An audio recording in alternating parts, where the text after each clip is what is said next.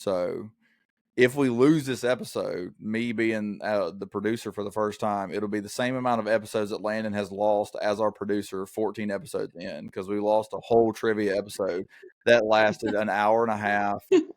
It was awesome. It was a great episode. It will never see the light of day because we lost it in the bowels of the internet because he did not know that this website can't run PowerPoint. So is what it is. I don't blame Riverside at all. But all right, let's get this thing started. Are you ready? As there's a drive in a deep left field by Castellanos, it will be a home run. You know, they have those nerds clusters, which is new. Yeah, which is good. 10-5, touchdown! Unjustifiably in a position that I'd rather not be in, but the cream rise to the top, oh yeah. What are we doing? Wild long faces. We're not dead yet. Don't worry, nobody's listening anyway. Hello, everybody, and welcome to Press Box After Dark. We are doing something different this week. We are actually interviewing people. We have guests. Believe it or not, we only have one fan, but we do have guests. So make that make sense. But we are Press Box After Dark. It is Wednesday, February 5th. It is National Women's in Sports Day. And so we have a couple of friends of the podcast coming on to talk about their journeys and their lives in the world of college athletics and the world of sports in general. But I'm Hunter. I'm here by myself. Zach is MIA because he is sick. Jordan is playing Catan with his family. Cameron was supposed to be here, but Duke had a tennis tournament today, and so he is probably asleep on his couch. And Landon is skiing in Utah. So we have rolled out the red carpet for our beautiful guest. But let's go ahead and let these two people introduce themselves, and then we will plug some socials to make you people follow us because we're so entertaining. And then we will get this thing started and talk about women in sports and empowering some people across the world that come across this. So, Katie, let's start with you. Thank you. All right, Katie Renard. I am the director of marketing for Ole Miss Athletics. Have been in the world of college athletics now for, I think this is year 7. Started as a junior in college, but met Hunter at Nichols. Super happy to be here. Wow. Hi, Alexis. I am an assistant soccer coach at the University of North Texas. I think this is also year 7 and some change, maybe 8 for me. And also met Hunter at Nichols. Shout out. Who are listening to this podcast, most of them are family members, and they're probably like, wow, the podcast is growing. They have guests. Like, no, these are just friends of the podcast that actually work in college athletics, because that's what this podcast was built on. We're 5 friends that all met in college athletics at the University of Abilene Christian. Oh, that's backwards. Abilene Christian University. I'm sorry there, ACU. That was terrible. That's like those kids that commit to Ole Miss that said the University of Ole Miss. Like, that doesn't exist. Or, yeah. It's so bad. That's like my favorite thing as a Mississippi State fan. Like, Ole Miss gets this like 5-star quarterback, and he's like, I'm going to the University of Ole Miss. Like, he's not going to be eligible. He doesn't understand academics. It's like, are you actually? Are you sure? But yes, all 5 of us, the 4 people that aren't here and myself, met at Abilene Christian. And obviously, if you've been listening to the podcast, or if you heard our story, we are just 5 guys that all just became really close friends in college athletics, and you have this banter because you truly do become a family when you work in athletics. And it's like the family in the best sense, because you have these people that you connect with because you all have common interests. But it's also that you're in a foxhole with people, and there are just bullets raining down on you at times, and you have to find people to cling to get through those tough times, to actually get the rewarding side of working in athletics to come through. And so, but that's how this podcast started, is us goofing off in a press box. And now we're here, and now we have friends of the podcast, and we're bringing them on, and we're actually going to try to do something powerful with that, encourage some women to get into sports, because it actually is fun, even though we might make it seem like it's not fun. It really is fun. But you can follow us on Twitter at PressBoxAD. Give us a follow on Twitter. We're trying to grow that. Interact with us, DM us. If you are somebody that works in the world of sports and you want to come on, come on. We don't care. I will meet you and I will put you on this podcast because we are trying to grow this thing to the moon and back. So we got to have people on. So interact with us. Follow us on Twitter at PressBoxAD. You can catch all of our podcasts on YouTube and Spotify. Spotify at Pressbox After Dark. Give us a follow. Leave us a review. And then on YouTube, Pressbox After Dark. Please subscribe. It is free to subscribe. Just subscribe. I'm trying to hit 100 subscribers by the end of the year. We are at 9. Come on. Come Let on. me sign I'm in. almost to the point where I'm about to start creating fake Google accounts and fake YouTube channels just to follow us. And then the algorithm's going to take us away. Follow us on YouTube at Pressbox After Dark. TikTok is back. It got banned for like a cup of coffee and then it's back. So we're on TikTok at PressBoxAD. We're also on Instagram, even though I always forget we have an Instagram. I've been posting stuff from like episodes we recorded back in October of 2024 on our Instagram. And so I don't know why Landon made me get Instagram, because when we did this, I was like, I just want Twitter and TikTok. That's all I want. And then we'll do YouTube when we get video. And then Landon's like, I got us an Instagram just in case. And I was like, damn it. So follow us on Instagram at PressBoxAfterDark.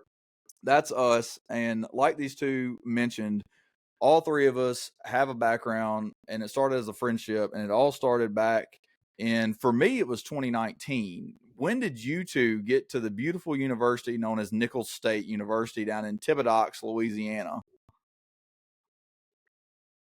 First of all, please pronounce my hometown My correctly. bad. Okay, on this Thibodaux. podcast. Thibodaux. I loved it when Thank I know you. I loved it when I went down there to work, and so I took it sight unseen. So my journey to Thibodaux was, I just finished my master's at Mississippi College. Shout out to the Choctaws, and I was looking for a job, and all the jobs that I interviewed for, I'd missed. And then UAB, I was up for a job doing their Blazer Booster Club, and I was the number 2. They brought me on campus, and they called me back and said, hey, we're giving it to this other guy. He's got more experience. He did it as a student. And I was like, damn, okay, well, don't know what I'm going to do, but we're going to figure it out. So then I got a call back like maybe a couple weeks later from UAB, and they're like, hey, we really loved you and we want to bring you on, but we have no money to pay you. But you want to build up your resume. If you can make it work, we will get you as an employee. And I was like, okay. So I found a friend that I played with, lived in Birmingham, was there for 2 months. And then I applied for a job at Nicholls, because I was applying for jobs every single day. And I took it sight unseen, and I legitimately thought it was pronounced Thibodaux, because I know Cajun, but I don't know that well of Cajun, and I didn't know where it was. And so I was driving down for the first time, and I told Kat, I was like, this is where they filmed The Waterboy 100%, because like this is just, it was incredible. But the city was great. The people were even better. When did you two get to Nicholls? You got what? So I was August or September of September? 19, Me? but our football Hunter. schedule that year was Hunter was all back September. half Yeah. games. And so I didn't miss a single home Yeah. game in the 2019 season because we started so late, but I was the end of September in 19. Yeah, so I Okay. started actually July of 19. I think I was July of 19. Yeah, I graduated from Ole Miss in May of 2019, and kind of a whole spring semester was talking with Matt Rowan about coming and doing the GA spot there. And so, yeah, I started in July. Manning camp was actually like my first week That's of fun. work. I, believe it or not, I actually took a visit to Thibodaux in high school. Y'all are was gonna like have the people in Thibodeau coming after us. All 7 of them. I think it was my junior year of high school. I took an unofficial visit down to Nicholls State on a road trip with my dad, like a 2-week cross country road trip. We hit as many colleges as we could, all the way across to Florida and then all the way back to Texas. Didn't play there, obviously, but committed somewhere in the Southland, and so I got to play at Nicholls State, I think my freshman or my sophomore year. But yeah, I graduated Northwestern State right down the road in May of 2019, so kind of the same track Katie had. And I got hired July of 2019, like 2 days before 2 days started for soccer. So I actually lived out of a hotel for like 2 weeks. What a career path for you, Cable. You go It's from crazy. Natchitoches to Thibodaux. Dude, oh, that's brutal. What a time. And then stop in Hammond. She just hit up every Southland school that's in Louisiana except for McNeese and NOLA. So, yeah. And so I went down to Nichols as a ticket operations and game ops intern. And I think it was like the first or second day in the office, somebody was like, "Hey, you're from Starkville, right?" And I'm like, "Yeah." And they're like, "You're not going to like our GA." And I was like, "Why?" And they were like, "She graduated from Ole Miss." And I was like, "Where is this woman? I'm going to ruin her life." So, but no, I love Katie. She's like the annoying sister that I never had. Love her so much. And then for Cable, like the first time she met Kat, my wife, at a football game, she was like, "Hey, we're going to be best friends." And my wife was like, "Who was that girl?" And I was like, "I don't even know who she was. I have only been here like a couple of weeks." And now, I'm lucky enough to have these two girls in my life, and I let my daughter call them aunts. So I'm very grateful there. It's kind of funny.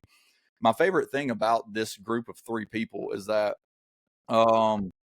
at age 26, I was 26 years old.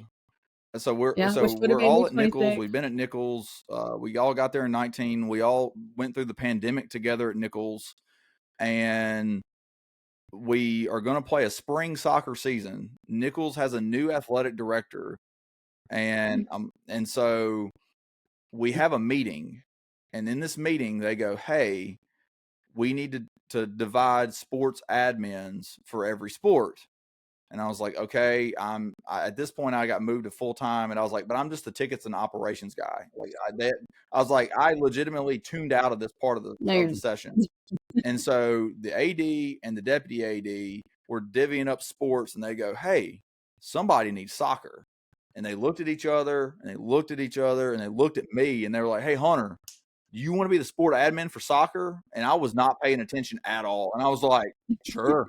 So that sometimes sums up what it's like to be in college athletics, because you have these three human beings under 28 years old, basically in charge of a D1 soccer. We were in charge of a D1 soccer program, Running. which is just, we are running the program. I was running the doing all the program. ops. Cable was literally a one-man HBIC running the soccer program. Katie's doing all of our marketing. And if you know anything about the facilities at Nicholls State University, do a Google search. There are no pictures of the soccer stadium because it barely exists. It is, there's nothing. We were playing. I'm like, Katie was Yes. marketing, she was music, she was Yes. scoreboard, she was corner flags girl. We literally, it was three people running a Division I soccer program, and it's no knock on the administration above us. That's just how Nichols was, and that's how you work in. It was the spring That was after the COVID. spring We after have COVID. Playing yes. every So sport in the spring. To run to yep. a basketball game after that, and then a Yeah, football so game, like and then a baseball. us three are in charge Yeah. of a soccer program, and then it's like you're also in charge of running operations for every other sport that the school sponsors all at the same time. And so it was just it's a bonding experience that the three of us just share that I always love and I always go back to. And it's something that, like, when we get into these questions here in a second, it's like I want you guys to express those times and express like the good and the bad, because there's good that comes from the bad of being just thrown in the fire like that. Because when you do work in athletics, I always like to, encourage people that I talk to, look at the lower D1 schools, because you will learn more working for a Division I university that is so underfunded in about 6 months that it would take you probably 4 years to work at an SEC school. No offense to the SEC, they just have a lot more to work with. Because there was multiple times that the athletic director would walk into the office and me and Katie would be sitting there, and he goes, "Hey guys, what ideas do y'all have for marketing promotions?" "Well, what's our budget?" -$2. Okay. We found a bill from 4 years ago. We got to pay. Legitimately situations that you're put in, and it makes you learn and it makes you be very creative. And so, but no, we all met at Nichols, and then we all went our separate ways. And I'm gonna start here with some questions. And Katie, I want to start with you, because your path has been very straightforward to the top in athletics, in marketing on that side of it. Because we started together at Nichols. After you got done at Nichols, you went to Florida Atlantic for about a year, right? and then from Florida Atlantic, you're back at Ole Miss. So how has like each step from that lower D1 to the Group of 5 to the SEC, how has each step prepared you, and what was it like working at each school running marketing for different programs across the board? Yeah, it is definitely very different at each level. Yeah, I was an intern when I was a student at Ole Miss, so I saw it at the very beginning on the biggest of big stages, which was absolutely incredible. I worked with awesome people there. A few of them are the reason that I'm back here now.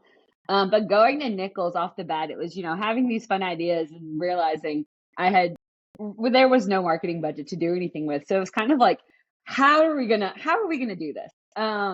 It was awesome. Also not having like some of the software that we use to cut. I mean, me and Hunter sat in our office and I was cutting walkout music on GarageBand and playing it on iTunes. We just tried to figure it out how to do it. I hate to say the hard way, but it was the hard way to do the job that we do now. So yeah, I would have to say probably at Nichols, I learned how to do things the not so easy way, but we still got the job done. I'd like to say we're the OG press box gang after dark because the three of us sat in multiple press boxes together. But yeah, it was great at Nichols, and then got that job at FAU, was an assistant director there and worked with women's soccer, men's basketball, and baseball. Had marketing budgets that I got to work with. So I did get to order fun promos and fun giveaways to drive attendance. But it was still tough. Boca's awesome, and they were at the time doing great things at FAU, but you were fighting the beach, the pool. Miami's an hour down the road. So not only are you fighting U of Miami, but the Marlins, the Dolphins, the Heat. So yeah, still was kind of grinding, and, Group of 5 level was still kind of tough to get to make it happen. Our budgets still weren't all that huge and outstanding. But had a great year there and learned so much still and got to kind of do it. That's kind of where I was like, okay, I want to get back up top. And yeah, got a call in May of my year at FAU to interview for a job here at Ole Miss, and have been back 3 years now. And it's been so fun. Running games has been a dream. My dream was always to run SEC baseball, and I got to do it last year and call games and produce games.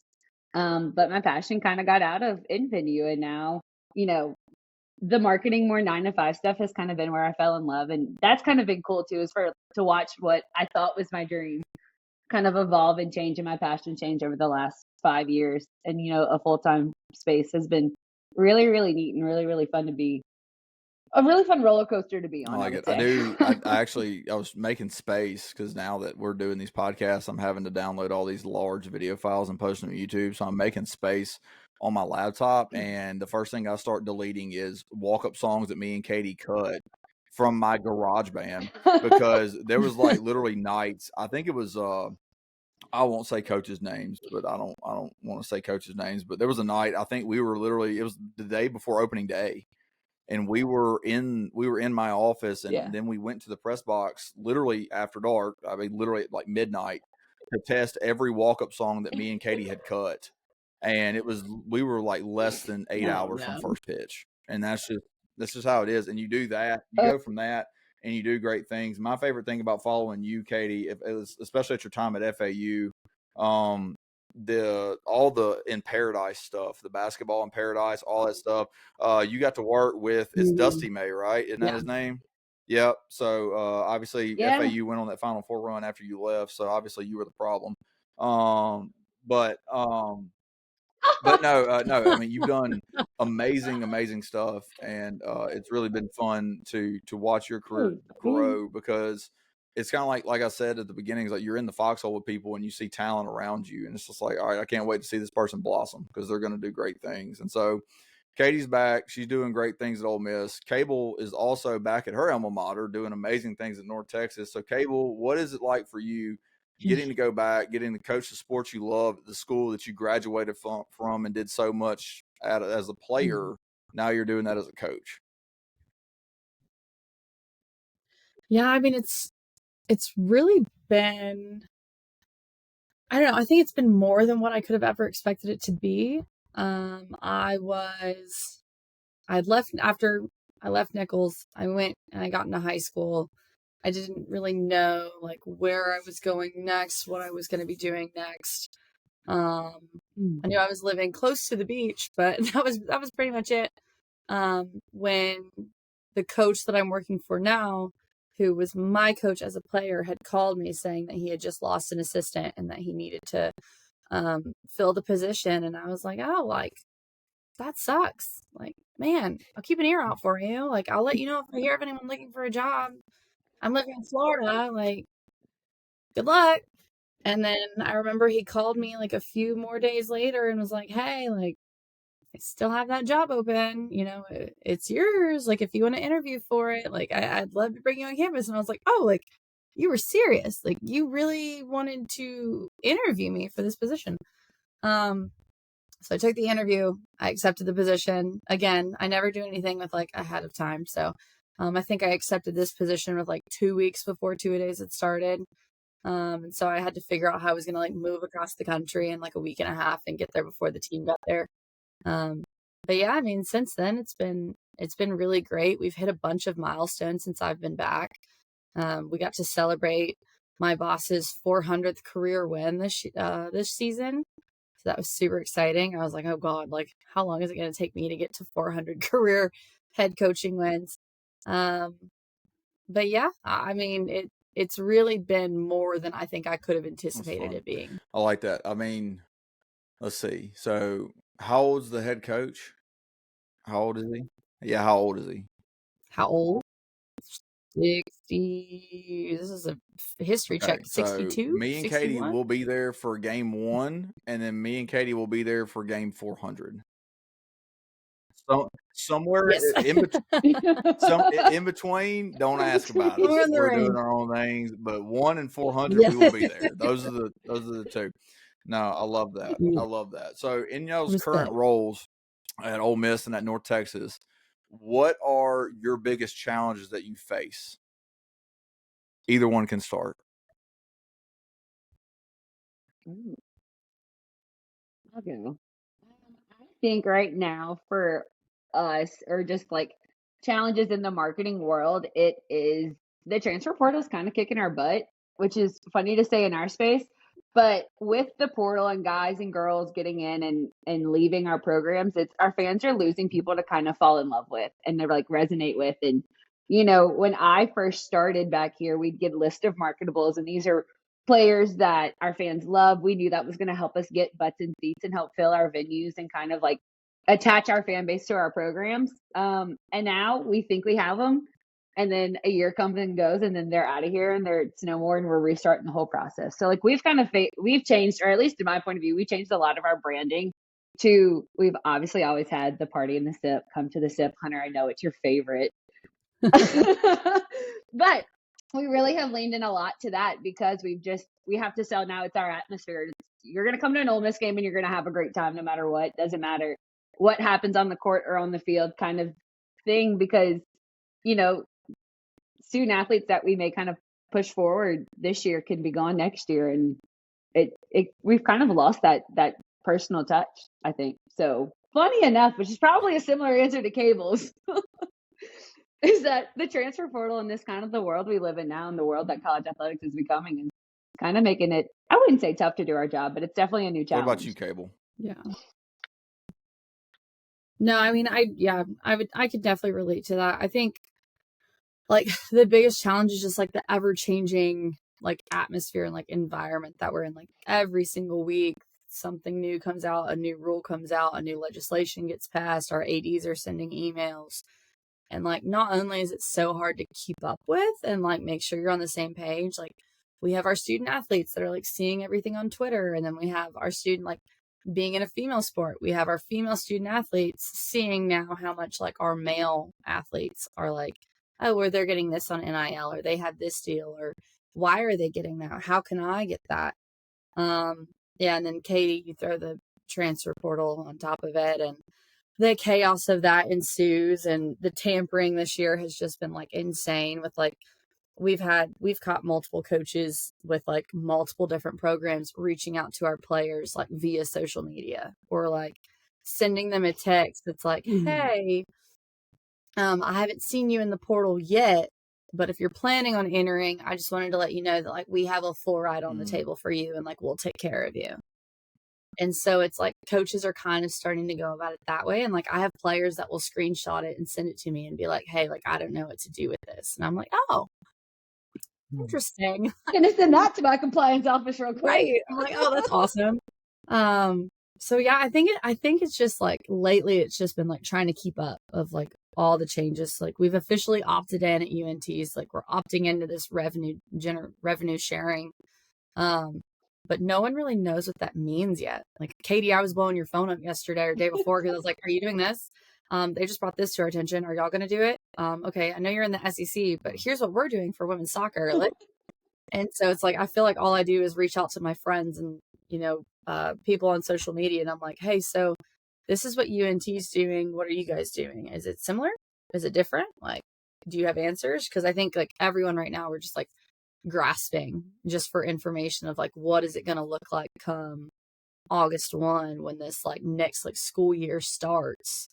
I mean, at this point, other sports are crazy, but like women's soccer, we have to cut our roster down to 28. Like, that's a pretty small roster for women's soccer. Like normally you're anywhere between 30 and 36. So like right now we're gonna have to remove 3, and that doesn't include the transfer portal. It doesn't include mid-year pickups. Like, so it's the ever-changing environment.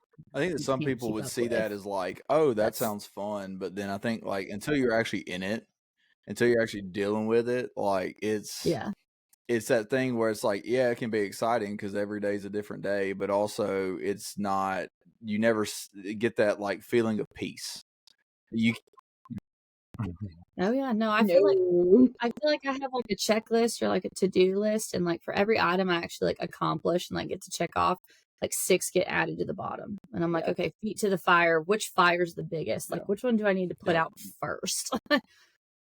Well, everyone jokes like, hey, do you have a 5-year plan, do a 10-year plan? Like, where do you see yourself? It's like, I don't even know, because I don't even know where the industry is going to be in 6 months. Literally. Like, I don't even know what I am going to be able or not able to do in 6 months. That's a fantastic answer. So, I mean, we talked about the bad, I guess, like the challenges with like the transfer portal and then NIL now. So, like, is there any way that NIL makes your job like better or like more creative from Katie's side of it? Are there advantages to the NIL? Because I know this is a big change. It's probably the biggest change now, especially with the portal. And obviously there's a big discrepancy right now in males versus females, and Cable can touch on that. But like, are there any positives that NIL has done in making y'all's jobs a little bit more, I guess, I'll use creative again. Like, has it made y'all's jobs better or has it made it worse? I don't even know. Like, at least in the marketing space, I don't know if it's better or worse. It's definitely like recently with the schools and like how we are able to work with our collectives. Like, we now work with the Grove Collective a good bit on how we are able to amplify them in spaces, and then how do we get to use them to help kind of market our programs and push it off.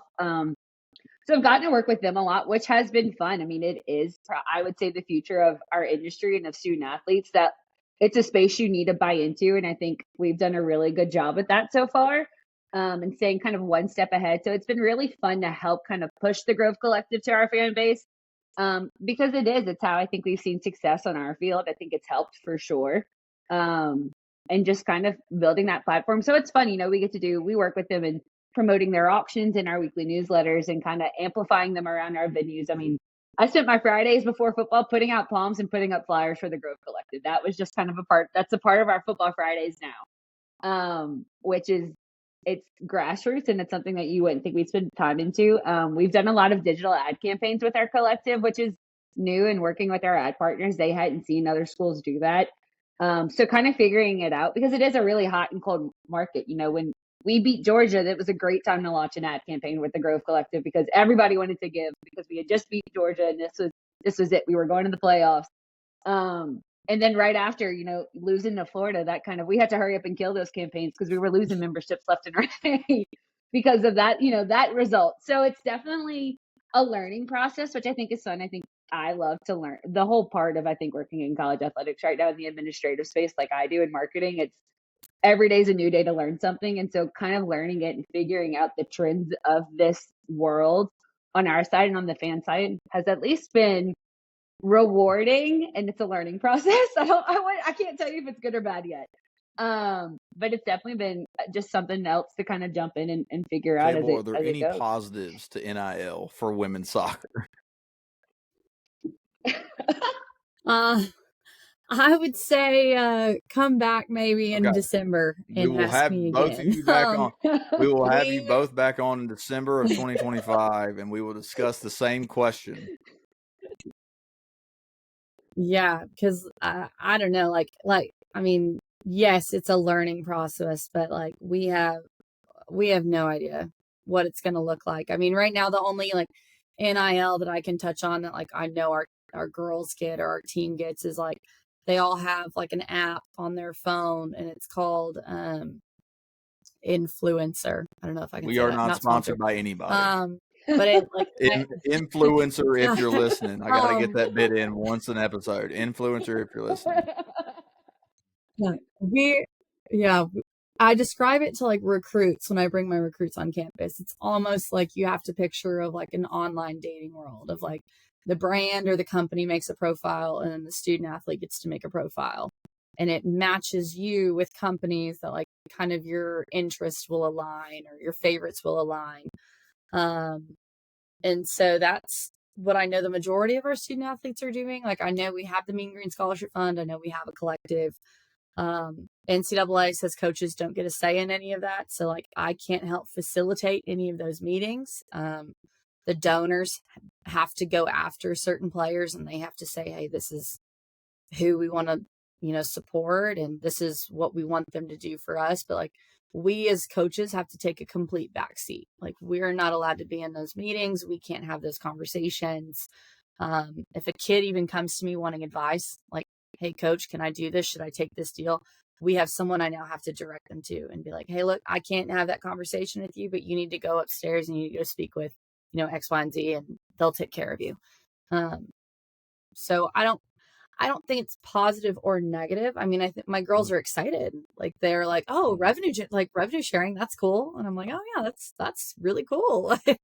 I can tell you they make like 40 cents per sweatshirt that sells out of our team store with their name on the back of it. Yeah, big money. And then we sell like t-shirts and like replica jerseys, and I think they get like a whole $1 from the replica jerseys. So we'll see. Ask me in December Because and we'll see I think where from the we're at. outsider's perspective, right? And this is why I laugh at people who don't just haven't been inside the world of college athletics or athletics in general. Because like they see like a Livy Dunn, and she's like a multimillionaire, and they're like, oh, well, Mm-hmm. every kid must be that because Yeah. they play. Like, do you know how many D1 soccer players and D1 women's lacrosse players that are just out there that are doing like you're saying, like they make 40 cents a t-shirt? Like, it's not. Right. And Yeah. they're ecstatic. Like they love it. And That's amazing to them. Well, and not even like you say like D1 soccer players, but like think of like guys at Nichols can get NIL and they don't have the deals that like our Right. student athletes do or other bigger even like UNT student athletes do. Like it's crazy that so just to it put it in helps like certain perspective people. of what I different levels of football looks like in the world of college athletics. So Jackson Dart at Ole Miss, he has an NIL deal with a private jet company. The NIL deal that Sure our does. quarterback had at ACU my first year there was through his own beef jerky company that he started. So take that for what you will. It was really That's good awesome. product though. He always helped his guys out. He was a great quarterback, great guy. But that's just the different levels of it. And so I feel like it is kind of funny when people see like, oh, these college kids are all millionaires. Like not all of them, not all of them. And I feel Mhm. majority of them aren't. And I Majority feel of like them that's the aren't. kind of thing is that there's always going to be a change in landscape when it comes to NIL because I do feel like there's got to be some kind of middle ground because are there players that are worth millions of dollars? Like, yeah, Travis Hunter, if you take him off of Colorado and plop him onto, Northwestern, people are tuning more into Northwestern than they are to Colorado. I get that. But, you know, is it fair to the defensive lineman that has the last name Smith that got 4 tackles in the game and Right. puts in just as much work as Travis Hunter does, but he's not Travis Hunter? So there's got to be a fine line, at least at some point, because you got to find a way to regulate it and balance it out. And then obviously, like you're saying, women's soccer is making 40 cents on a t-shirt. What about the football team? What are they making? Like balance it out a little bit, you know? I can tell you the craziest thing is like more specifically this recruiting timeline of like we're recruiting our junior class. So like all of these high school juniors are the class of 2026, like open conversations. The thing that's been the most eye-opening is like you can put a full ride on the table and a kid will say, okay, but like how much like money am I getting in my pocket? And like I didn't even know how to handle that conversation. Like I'm having parents that are like, no, that's great, but like what else? And I'm like, well, she's getting a full ride, or like the money is there. And so it's like teams, like a team that I won't name that we played last year, we tied. A team that we should have never tied. We tied them. We beat them the year before. We tied them last year. They're offering kids almost $15,000 of NIL money. Yeah. We don't have that.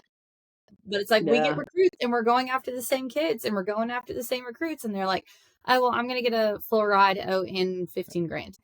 And I'm like, I do oh, think too, like, that's I'm not Go blaming ahead, you. girl. But no, and that's the thing. I'm not coming at a place Go from ahead, girl. negativity. I mean, like, if these kids are able to use their skills to Right. benefit their families I and set get up a it. future for them, absolutely. I just do think that, like, yeah, I know that there's more Yeah. people tuning into a football game than there is women's soccer. No offense, Cable, I love you to death. But so it doesn't need to be an even split, but there needs to be some kind of discrepancy to where like there is an opportunity for each program to be competitive. And I think right now in the early phases of NIL, you're seeing schools like Ole Miss, to shout out the Grove Collective. I'll take a sponsorship from them if you want to hook us up, Katie. We'll be the official Grove Collective podcast and mention nothing about Ole Miss. No, I'm just kidding. But the Grove Collective is one of the first collectives I think that got national attention almost for how quickly they came together, how quickly they have planned stuff, and then how quickly they've been able to put that plan into action and put a football team that's playoff caliber on the field and use it well. And obviously their basketball program's doing well right now. So it is going to be fine. And it's going to be good for them. But then you have other teams in the SEC that were kind of slow to getting the ball rolling. And now it's almost to that question of like you're saying, Cable, like there's teams that figured it out quickly and that are offering this. Are the teams that are already left behind because they couldn't figure it out, are they always going to stay behind the 8 ball? You know, like it's kind of crazy how it is. It's just crazy this world is, but it's just wild. It's the wild west right now in college athletics. It is.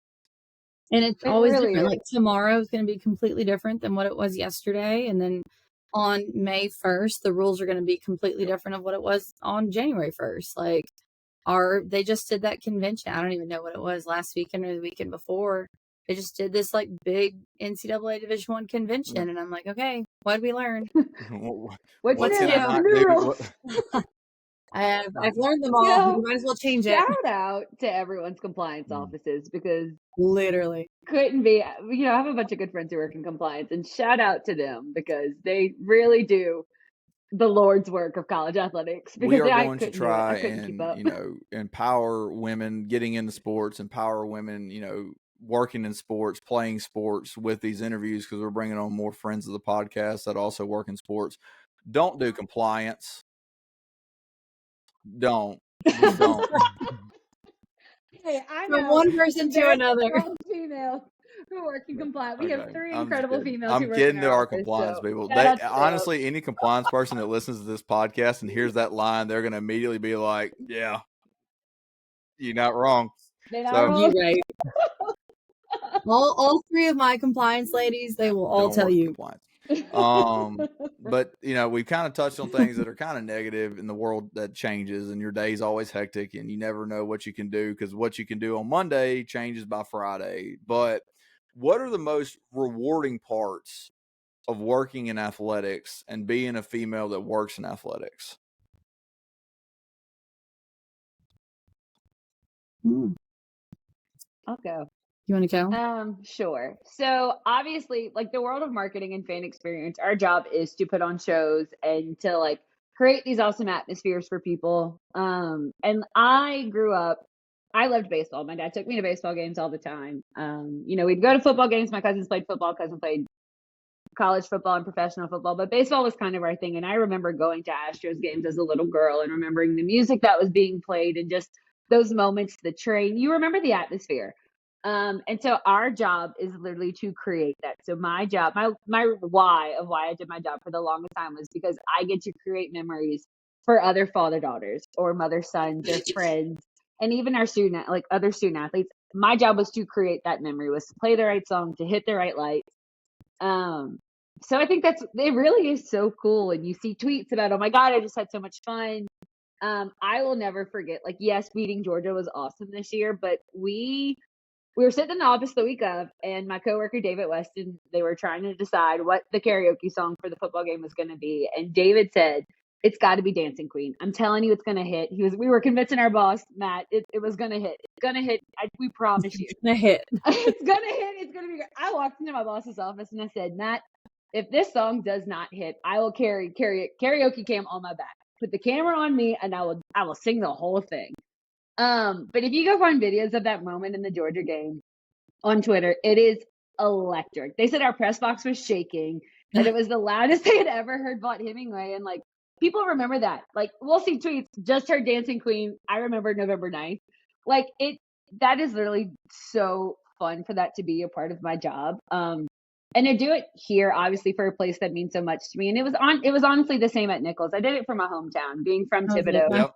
I'm trying to find the clip. Gotta watch it. It is crazy. And then also, like, in the moment, like, that's a memory I'll never forget. But doing it for Nichols too, like, that was my hometown. Those are my people. I grew up in Thibodeau. Head coaches at Nichols at the time are still like family to me, and a lot of the staff is family for me. And it is really cool for, to do that for a fan base in a town, especially here.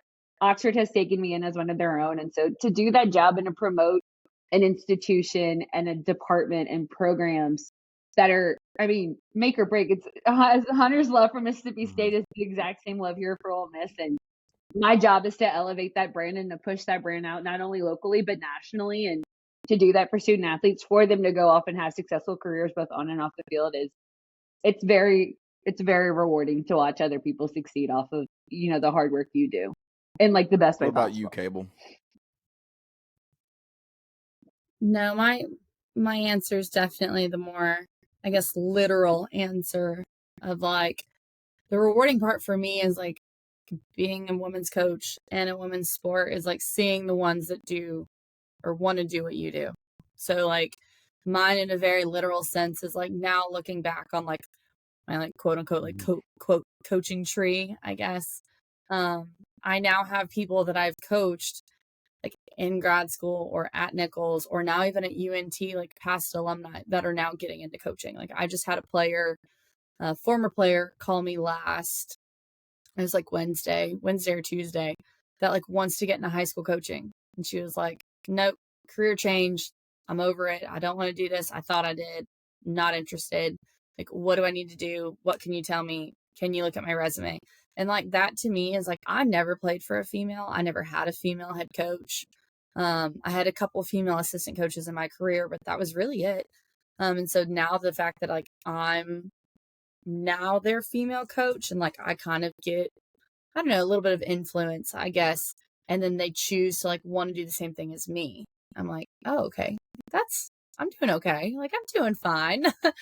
But yeah, my coaching tree is up to like 3 people now. They're all great. We love them all. It's like one of those little Christmas trees that you put on the mantle. It's so tiny, but like yeah, Small. a little baby like a little fern. baby fern. Okay, but it's funny. You want to talk about like coaching trees in small circles. So one of my interns, my first year here at Ole Miss, is now Cable's marketing girl at UNT. Right. Yes. Shout out to Peyton. Peyton, if you don't listen and subscribe to this podcast, we love Peyton. We will hunt you down, all three of us, and we will make you listen. I will text her and I will tell her to give us a listen. Peyton was fantastic. She brought in not one, but 2 of our largest home crowds that we had this year. My girl. Her ideas have been incredible. She's extremely like hands-on, which like I love that about Katie is like Katie see things that like need to get done. She just does it. You don't have to be like, hey, by the way, did you see this over there? Peyton's the exact same way. But yeah, I also like saw spot like for women. I'm like, go girls, like go us, like we're doing it. Yeah, it is so fun. I think what's really cool too, like I had little cousins, they had career days, and it was I think 2 years ago, and it was right around like this time of National Girls and Women's in Sports Day, and my little cousin dressed up as a female who works in sports, and it was awesome. She had on her Nichols gear I because love so many of us in the family work in college athletics, which is awesome. So it's just really cool to kind of see. Obviously, you know there are girls in this world because me and Cable, we're girls in this world who wanted to work Right. in college athletics and be in sports. But it's really cool to see them in your circle and in your family want to be like you. Yeah, and it's awesome. It makes it all worth it. Truthfully, it makes the not good stuff and the not fun times worth So, it. as a father of a daughter who we are going to force to play sports, I'm just kidding. We're not going to do that. No, we're not going to do that. If she wants We're to gonna play force you soccer, to if she play wants to soccer. play volleyball, she For can sure, play whatever soccer. she wants. We're just going to encourage her to do what she wants, and to absolutely not. Are you gonna let her be a cheerleader? It's gotta it's gotta have whatever she gets into. If she gets into anything sports, it's gotta have a ball and it's gotta have a scoreboard. Because like I like the idea of teaching winning Okay, and fair. losing and how to do it the right way and the wrong way, because I feel You like can in the win at world of cheerleading. cheerleading and gymnastics, so obviously I don't know anything about it, but I do feel like it's unfair that if you're sitting there and you perform the best performance that you can and one spiteful judge keeps you from winning, how do you explain that to somebody? Because some loser thought that somebody else did a better backflip than you when y'all did the same backflip. Right. Like, come on. So, anyways, that You're not okay. wrong. Agree to disagree. Shout out to Oh UCA and my gosh. UDA Nationals last Okay. week. So All fun to watch. I loved it. Whatever. Well, if she wants to become a cheerleader, she that's can just fine. call her Yeah, Aunt Katie and we'll take care of it, you okay? you can take her to all the You'll have to cheerleading call her Aunt Katie things, because and that was I will not let Cable coach her in soccer, and we will see what happens, and we see what sticks. an intramural softball. Give me my intramural softball. We'll give Kat real softball. Volleyball She and swim. We got she's look, she's covered between all of our she's aunts covered. in the world of college athletics. She is We got We covered. need real And someone to so do I've covered. already told basketball. Kat, I said she is going to, if she falls in love with sports, she's going to see her dad and what her dad did and what her aunts did. And so I want you guys, if you have a message to young girls or girls that are in college that somehow stumble across this, Oh gosh. or if you are in high school and It you has coming up for on their you, For You Paige, this is page. specifically for Paige. Oh no. No, but if they hear this, what is a message from For two You. girls that have been in college athletics almost a decade now? I'm making y'all sound old. Um, sorry, I know I'm I'm not 30 30 years, yet, so I unlike get some it. people on this podcast. Back in my day, we didn't have podcasts, so. But what is a message to young girls that might be interested in working in college athletics or just professional athletics in general, that you would give to them to encourage them to take that step forward into pursuing a career in athletics? Oh gosh. I'd say do it, which I know is just just you just got to do it. Jump in. There is space for us. I think there's more space for us now more than ever. And look, it's not going to be easy. We've both Kayla and I have definitely had some hard times. You're going to get people, some of them female, that kind of knock you down. And you just kind of got to keep going and persevere if you really, really want it. I think I tell everybody, and this is not just for girls, I think it's for anyone who wants to work in sports. There is a very finite amount of jobs. If you think about it in the world of athletics, whether it's professional, college, there's a numbered amount of jobs. There's only 4 of us full time in my office, but at Nichols, there wasn't even one full time, at the time. So there's a very finite amount of people and an infinite amount of people who want to work in the world of athletics. And people who are qualified to do it too, that you're going to get told no a bunch. I started applying for full-time jobs at Nichols in March when I was graduating, just to see and kind of get the ball rolling. I knew I could finish my MBA online, and I didn't get my first full-time job until August. And that truthfully was quick in the grand scheme of things. And that, I know people who've waited years. So if you can't get discouraged, you can't kind of, if you really want it, you got to go for it, and you got to be passionate about it, and you kind of got to work the late nights and be playing walkout music at midnight in the ballpark to make sure it works, and freezing your butt off in 30-degree weather, setting up for a game the next day. It's a part of it. You got to put your head down and grind, but it is so worth it, and the hard work does get recognized, and you will be valued. And I mean, I think the biggest thing is to don't ever think there's not space, because there's plenty of space for us in this world.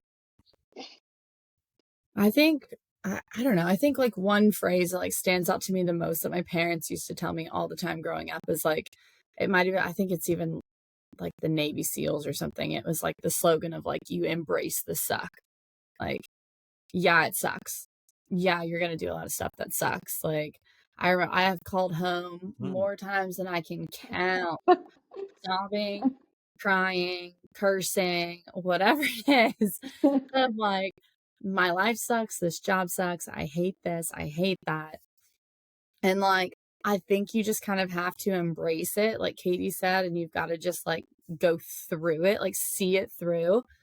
You've got to find a bunch of different environments or a bunch of different places. Like I'm at my 4th school.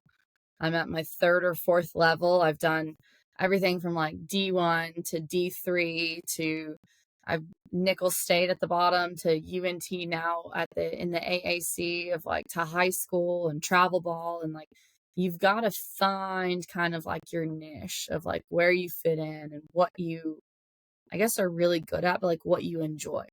So I'm really happy with where I'm at. I really enjoy with the role that I play. I really like my responsibilities on like a day-to-day basis.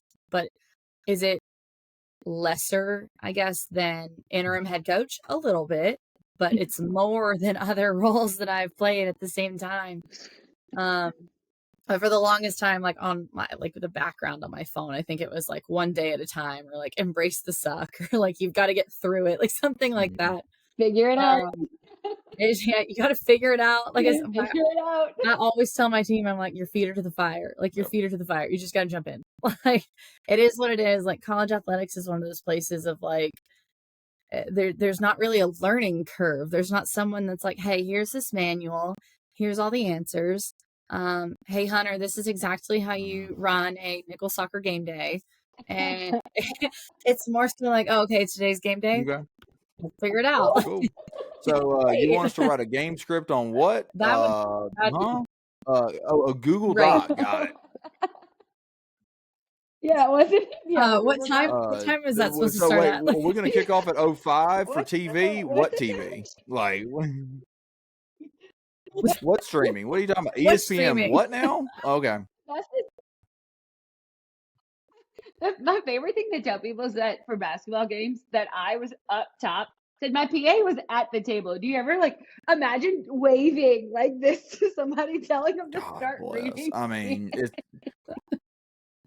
it's just what we did was literally it's kind of crazy, and I think that's where I number one, like our time at Nicholls, I love both of y'all said it, like you just got to do it, and you have to be somebody that if you want to get into this industry, you have to be one of those people. Like if you see something that somebody was supposed to do and no one did it, go do it.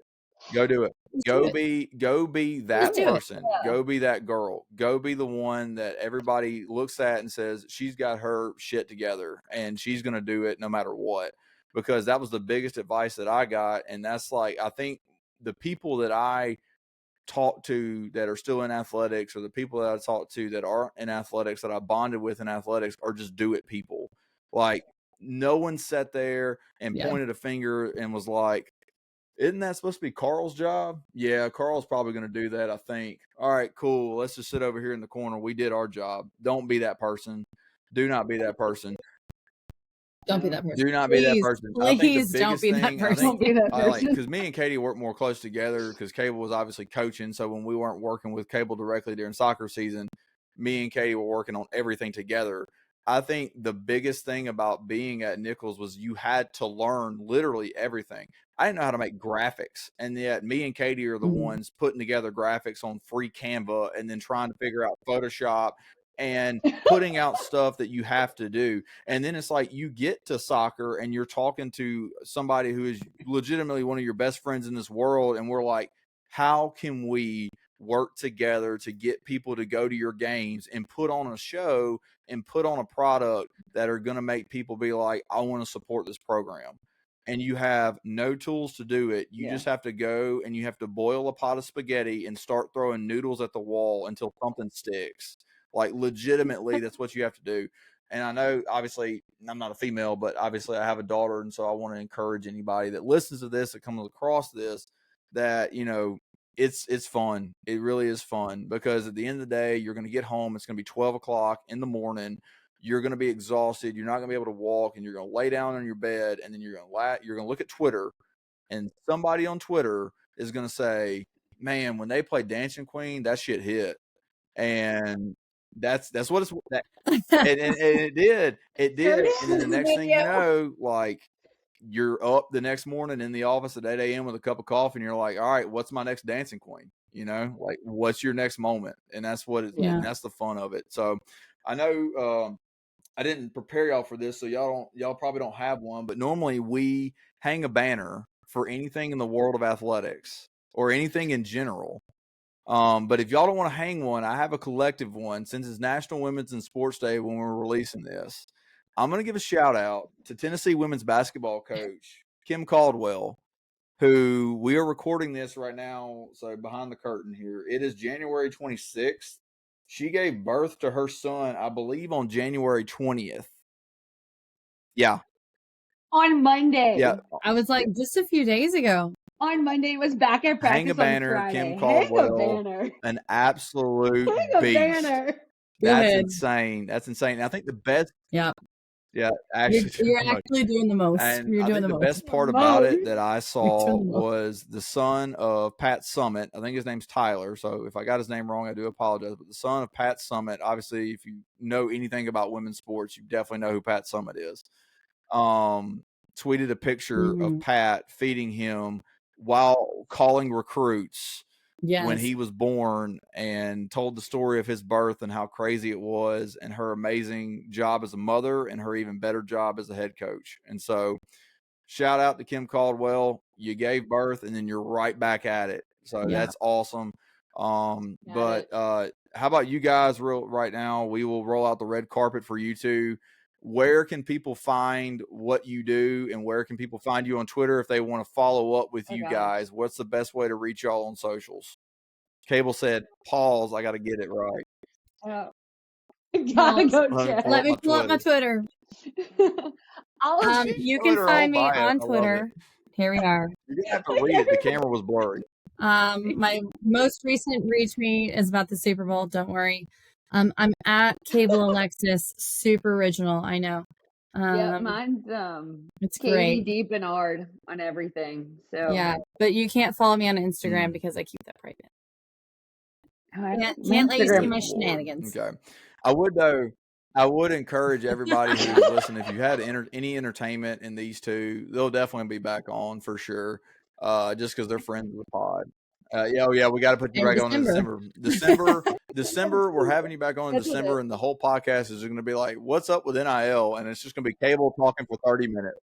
NIL recap. Transfer portal. Yeah. NIL recap. It's going to be Cable's TED Talk. Is all it's going to be about NIL. So, but no. So you're going to buy me a bottle of wine, each of you, and we're going to go through all of it together.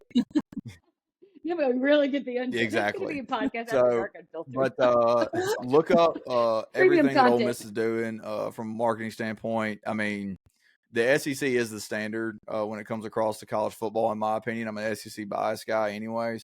Yeah, if you go back and watch any highlights from that Georgia game that Katie's mentioned a bunch of times, and you've never, I mean, that's why Ole Miss has a huge influx of people who aren't even from Mississippi. And as a Mississippi State fan, that pisses me off because they're like, we're from Mississippi. Like, no, you're not. You're from Connecticut. Shut up. But no, it's an environment. Yeah, it's an environment that people want to be in. And then if you're a soccer fan, go look at what North Texas has done. I mean, that's a program that has been an absolute powerhouse. They were in the CUSA. Now they're in the American. They're doing good things. Check them out too. You know, obviously, ESPN Plus is Yep. one of the best and worst things for us because we have to do so much stuff with it. But it's great because anybody in the country can sit there and pull up and watch an Ole Miss game and watch a North Texas game and be right there in the middle of it. Paige Yep. keep putting on a good show so people get attracted to North Texas. And then Katie, oh, sorry. Peyton, My not bad. Paige. Oh, man, I messed up her name. Now she's definitely not Paige. listening. So she No, subscribed she and then she unsubscribed. unsubscribed. That was awful. Well, we went up to 10 followers because we forced somebody to follow us and then they No. unsubscribed. So, but no, go That's check okay. it. Go check these two out. Go check out the programs that they're working for, and they're doing great things. They were doing really good. Is there anything else you guys want to go before we wrap this up? We are right at an hour, so this is the shortest podcast in the history of this show. What a time. It's Wow, probably what a because time. there's not four other people just rambling on about salad bars and ice cream and who the Cowboys are going to hire, which they already hired somebody, what we're going to talk about eventually. And that's what we're going to talk about on our next actual episode that posts before this. So, yeah. Anything else, though? Awesome. I have nothing. We love you too. We love you. It was very fun to get back together. We're gonna have you guys on. I want to do a trivia episode with you two because I just think it'd be hilarious to make y'all answer trivia questions. Hunter, I do. you love to play games. I do. You know I And hate that's why I playing love my games. job right now because all I am is a program coordinator for Parks and Rec, and I'm just making people in this community play games. Living my best Incredible. life. Literally living your best life. In pickleball, he gets to read them the rules and give them the every Wednesday instructions. morning Oh in my my morning pickleball God. league, I get 10 minutes to explain the rules to everybody, and I just feel like this is my moment to shine every single Wednesday. That's it. The best 10 The minutes. best 10 minutes. But follow us on Twitter at PressBoxAD. You can catch up all of our things on Twitter. In our bio is actually our website, PressBoxAfterDark.com. You have all of our blogs. We do Major League Baseball. We do college football. We do NFL. We do reality TV game shows because I'm going to be on Survivor. So, Jeff Probst, if you're listening, you don't know it yet, but I'm going to be on Survivor. But PressBoxAfterDark.com, all of our blogs are there. Go check those out. All of our podcasts are there. You can also find them on Spotify at PressBoxAfterDark. Follow us, even if I get your name wrong and I ask you to follow us. Please follow us, even if I, at Paige. Sorry. Some random person named Paige might follow us now. So there you go. But no, at PressBox After Dark on Spotify and on YouTube, at PressBox After Dark. Please subscribe, and you can unsubscribe afterwards, but let me screenshot it before you unsubscribe so I can say that we gained followers. So, but that's at PressBox After Dark, and then we're on TikTok because it didn't get banned. It got banned, but now it's back. At PressBox AD. We're posting clips. I'm trying to start going to more sporting events and start filming stuff at sporting events. So we're going to try to do some different stuff this year. We got to grow. We got to do some different stuff. But other than that, really appreciate the time. National Women's and Sports Day. If you know somebody that works in sports that is a girl, text them today. Text them tomorrow. Tell them that they're doing a great job and just let them know, like, hey, if you need to talk or if you just want to talk and rant for about 30 minutes, just give me a call because every single person that works in college athletics needs that, especially our females. We got to empower them. So, but that's all I got. Do y'all have anything else? I said like 4 times, but we always wrap up like this where it's just rambling on for like a good 10 minutes. I have nothing, but I've followed your Spotify and your Instagram. I was already following Twitter and TikTok, you have to so get a I'm 4 YouTube out of channel 4 and now. subscribe. That's the fit, not you. That's I did that. That's the fifth. That's the Infinity Gauntlet that Thanos has. That's our thing. You got to do all 5. Huh? Okay, give me a second. There we go. Give me a subscribe, and we're at 10. Then we're at double digits. That's big. That's a milestone. I subscribed earlier. Actually, probably at 11. I subscribed when we started recording. Look at that. Look at that. Look at that. Look at that. Look, says if you made it this far on subscribers. YouTube, that's how easy it was. We just showed you how to do it. Just subscribe. We're at 11. Oh, we're at 11. It's 11. That means we are so close. We are so close to Look, 100. We are so there. close. 100, We're so close. so We're just there. You just need 10 Not not even. even 10 a month, and you'll be fine. If you get 11 every month from here on out, you're It's okay. You're gonna go viral because of me and So Cable. the Grove So you're Collective, when welcome. you get ready to sponsor, we will take this national. And at Lane Kiffin, the Grove Collective, Jackson Dart, whoever else that they have. I know too many. Now. So Now. but Now. They have a little bit more important things to worry maybe beat Kentucky and Lexington next year. Oh, I had to get one. I had to get one jab in. I had to get one jab in. Hey. That was only one. I'm impressed. Honestly, Hunter, I am very I made it a full impressed. hour. You made That's it the a longest full I've ever gone hour. without insulting Ole Miss. But I will shout out Katie one last time. The Ole Miss cream baseball jersey koozie for bottles that she did for her year at baseball is in my office. And then I do have a sticker for North Texas on my Jeep that Cable got me probably, I think, like 4 years ago. Because it's the flying worm. I love the logo. I love that logo. It's great. So yeah, probably like 3 or 4 years ago, because it was the I had nothing to put it logo. on, and I finally got a Jeep, so I put it on there. I will not put an Ole Miss sticker on my Jeep. Sorry. You got the koozie in the office, and that's about as far as I'll go to support you. And the cornhole boards. Put it on the cornhole boards. I do have an FAU sticker on he there, put the and FAU I have sticker on the I have a UNT sticker on there as well. So, but let's end it here. Let's wrap it up. National Women's Sports Day. Everybody who works in sports, at the woman, shout out to you. We know it's hard. Embrace the suck, as Cable said. Get through it.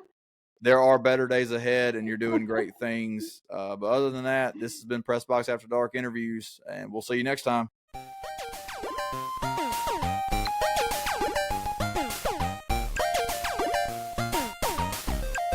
It's time for the Sonic drive of the game. And perhaps, as far as I'm concerned, the drive of the game may be our drive home from Starkville to Tupelo. You can't fire me! I got a contract! I'm Rance Wilder!